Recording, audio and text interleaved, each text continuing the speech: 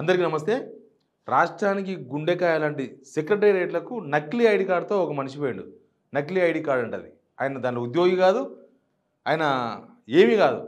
కానీ రెవెన్యూ డిపార్ట్మెంట్‌లో నేను సెక్షన్ ఆఫీసర్‌ను, జూనియర్ అసిస్టెంట్‌ను అని చెప్పుకుంటూ హల్చల్ చేస్తున్నాడంట సెక్రటేరియట్‌ల. సెక్రటేరియట్‌లో ఫుల్లు నిఘా ఉంటది. పోలీసులుంటారు. అసలు జనాలను లోపలికి పంపరు. మీడియాకు కూడా లోపలికి ఎంట్రీ లేదు.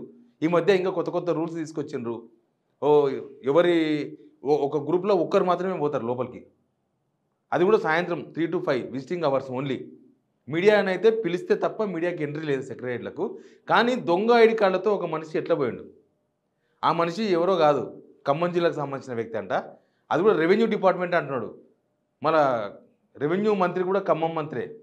పొంగులేటి శ్రీనివాసరెడ్డి. ఒకసారి చూడండి. Telangana state secretariat name T Bhaskar Rao, designation junior assistant, department revenue. మరి కొంపదీసి పొంగులేటి శ్రీనివాసరెడ్డి ఏమన్నా చేపించిండా, ఇప్పించకుండా అయింది. రెవెన్యూ అని పెట్టుకుంటు ధైర్యంగా. లేకపోతే సీనియర్ నన్ను చూసుకుంటాడు అనుకుంటాము భాస్కర్ రావు గారు. ఏదో సంథింగ్ కానీ ఇంకో ఈయన భాస్కర్ రావు. ఇంకో మంచిగా ఎంత నిమ్మలంగా చూడు. సెక్రటేరియట్లా మంచిగా ఫోటోలు, గ్రూప్ ఫోటోలు కూడా దిగిర్రు. ఈయన కూడా మరి వీళ్ళిద్దరు ఎవరో చూడాలి. ఆడ వందల సంఖ్యలో పోలీసులు ఉంటారు సెక్రటేరియట్ కాడ. ఈ గేట్ కాడ, ఆ గేట్ కాడ అసలు గేట్లకి ఎంట్రే లేదు.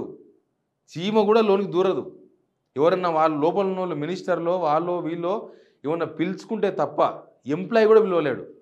సెక్రటరీలో మనకు ఉద్యోగం తెలిస్తే కూడా నాకు తెలిసామని చెప్పేసి అన్న ఒక ఫోన్ కూడా సెక్రటరీ కాడ నేను వస్తా అంటే కూడా వాళ్ళు కొడితే కూడా చెల్లదు. ఓన్లీ మినిస్టర్స్ ఫేసీల నుంచి ఫోన్లు వస్తే తప్ప లోపలికి ఎంట్రీ ఉండదు. అట్లాంటిది ఒక మనిషి ఖమ్మం జిల్లాకు సంబంధించిన మనిషి రెవెన్యూ ఉద్యోగిని అని చెప్పుకొని జూనియర్ అసిస్టెంట్గా ఒక ఐడి కార్డు సృష్టించుకొని ఎట్లా ఎంట్రీ అయ్యిండు. అసలు ఎన్ని రోజులకి వెళ్ళి నడుస్తుంది ఇది. నిజానికి సెక్రటేరియట్ కాడ చాలా మంది బ్రోకర్లు తిరుగుతుంటారు.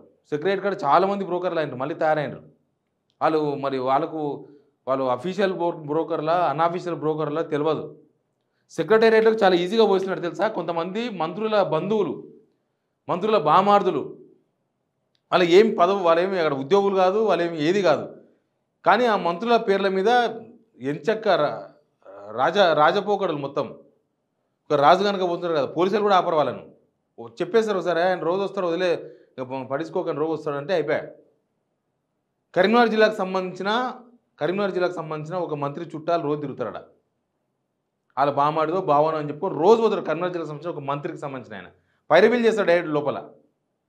మస్తు పైరవీలు నడుస్తున్నాయి సెక్రటేరియట్లో. పైరవీలు ఫుల్లు. ఎవరు చేస్తున్నారు? వీళ్ళే చేస్తున్నారు.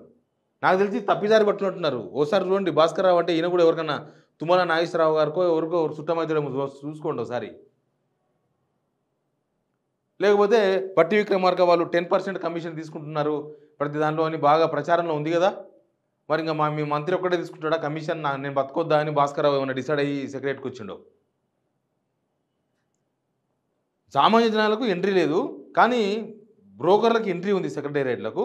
ఇక ఇట్లాంటి వాళ్ళు అది అలుసుగా తీసుకొని ఓ కార్డు తయారు చేసుకుంటే ఈజీ కదని చెప్పేసి లోన్కి వస్తున్నట్టున్నారు.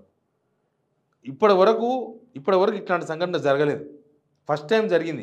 వాళ్ళు ఇప్పుడే ఎందుకు జరిగింది, ఎట్లా జరిగింది అనేది చాలా ఇంపార్టెంట్. ఇంకా లోపల ఏమేమి దందాలు నడుస్తున్నావో సెక్రటేరియట్లా.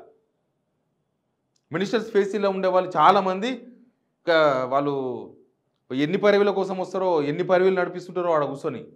మొన్న దగ్గర ఒక మినిస్టర్ దగ్గరికి మనకు తెలిసిన వాళ్ళు పోయినరు. పోతే ఆడ మొత్తం పైరవీలే నడుస్తున్నాయంట. మా వాళ్ళేమో పని మా జిల్లా ఎమ్మెల్యే, మా జిల్లా మంత్రి అని పోయినరు. పోతే పైరవి గానులు ముందు ఉంటారు. ఆ పైరవి గానులతో గంటలు మాట్లాడతారు మినిస్టర్లు. జనాలతో మాట్లాడరు. జనాలను విసుగ్గా మాట్లాడతారు జనాలు కలిస్తే. సెక్రటేరియట్లో ఎక్కడో జరిగిందంటే వేరు. సెక్రటేరియట్లో జరిగింది అని అంటే వీళ్ళ భద్రత ఎంత దారుణంగా ఉంది, వీళ్ళ లా అండ్ ఆర్డర్ ఎట్లా ఉంది, వీళ్ళ సెక్యూరిటీ ఎట్లా ఉంది. ఇక ఎంత దూరమైనా పోవచ్చు అనమాట. ఎంత దూరం అంటే అంత దూరం పోవచ్చు.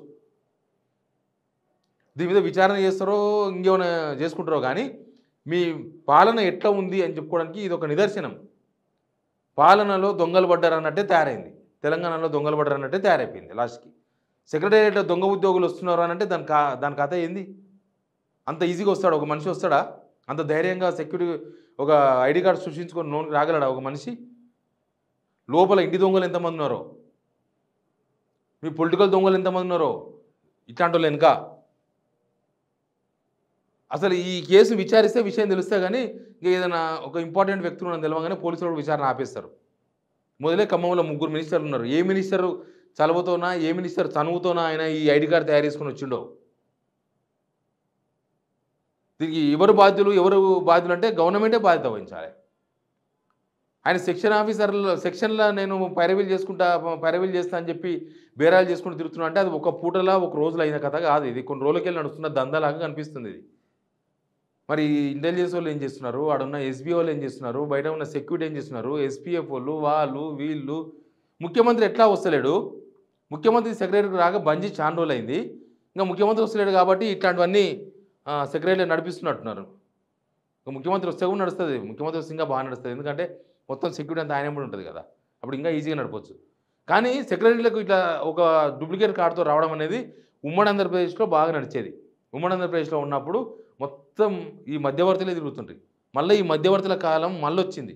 ఈ మధ్యవర్తి బ్రోకర్లే తిరుగుతున్నారు. సెక్రటరీ చుట్టూ బ్రోకర్లే అందరికన్నా ముందు వస్తారు. ఏ మినిస్టర్ ఎప్పుడు వస్తాడో ఆ బ్రోకర్లకు తెలుసు. ఏ మినిస్టర్ ఎక్కడ పోతాడో ఎప్పుడు పోతాడో ఆ బ్రోకర్లకు తెలుసు. ఈ మినిస్టర్ల చాంబర్లో ఎవరిని పట్టుకుంటే పని అవుతుందో ఆ బ్రోకర్లకు తెలుసు. జస్ట్ ఆ పోలీసు వాళ్ళని కూడా పరిచయాలు చేసుకొని పోలీసులకు నమస్తే పెట్టుకుంటే లోపలికి వెళ్ళిపోవడే. సామాన్య జనం పనున్నోడు, కష్టం ఉన్నోడు, ఏమైనా ఇబ్బంది ఉన్నోడు కలుద్దామంటే కుదరని పని. సెక్రటరీ మొత్తం మూసిపాడేసిండ్రు. మళ్ళీ ఎప్పటిలాగా అయిపోయింది. అంతకుముందే బీఆర్ఎస్ గవర్నమెంట్ ఉన్నప్పుడే ఉన్నకాడికి అదే పెద్ద టైట్ అనిపిస్తే ఇప్పుడు దానికి తాత అయింది సెక్రటేరియట్. సెక్రటరీలకు సామాన్యుల మీద తీసుకోపోయి ఏ సామాన్యులు లేదు, ఎవరు లేరు. అది ఒకరోజు 2 రోజులు నడిపించారు, కథం బంద్ చేసిండ్రు. ఇంకా మళ్ళీ అంతకన్నా టైట్ చేసిండ్రు.